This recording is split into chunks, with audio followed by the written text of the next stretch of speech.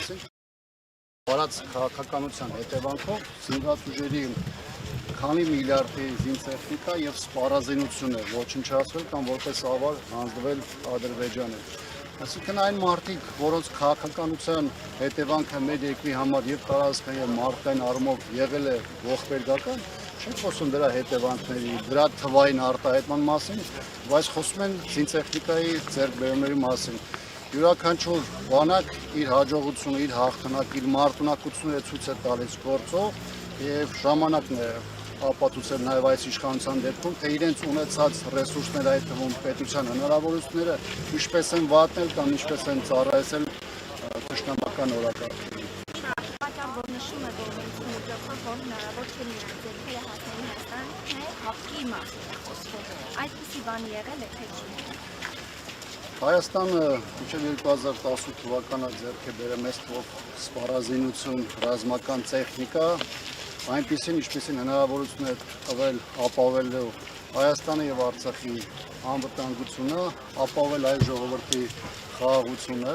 եւ այս տեսանկյունից եղել են բավարար հնարավորություններ եւ միջոցներ ադրբեջանական շարունակական ագրեսիայի տարբեր դրսևորումների հետ մղելու եւ Ադրբեջանը իր տեղը ցույց տալու համար։ Այնպես որ այս տեսանկյունից այդ քննարկումը որոշակիորեն համարում եմ արհեստական, նաեւ շեղելու այն հիմնական իրադարձություններ, որոնք հնարավորություն չեն տա հասարակությանը շատ ավելի խորը գնահատելու իրական իրադարձությունների դասավորությունը։ Աբրամյան մի կարճ բան է, դուք ասացիք ինքնիչմենտը նաև այլ գործողություններով փոխումներով պետք է զուգորդի, ճիշտ հասկացա։ Այսինքն միայն այս ստորագրությունները, այսինքն սրանց ինչ պետք է լրացվի, փողոցային ինչ-որ պայքար պետք է սկսվի, ինչ պետք է լինի, որ այդ գործընթացը մտնի արդեն կոնկրետ գործնական փուլ։ Ուղղակիությունը միայն գործընթացի մի բաղադրիչն է կազմում, բնականաբար դու մի քանի փուլեր, դες նշած փողոցային շարժումից մինչև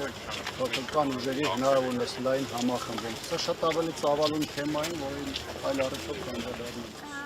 Պարոն Աբրամյան, ևս մեկ հարց, տեսեք, հորացում եք ներնացվին, նա այդ դեպքում մոնակ տեսեք, հիմա Ֆրանսիայի թիկաս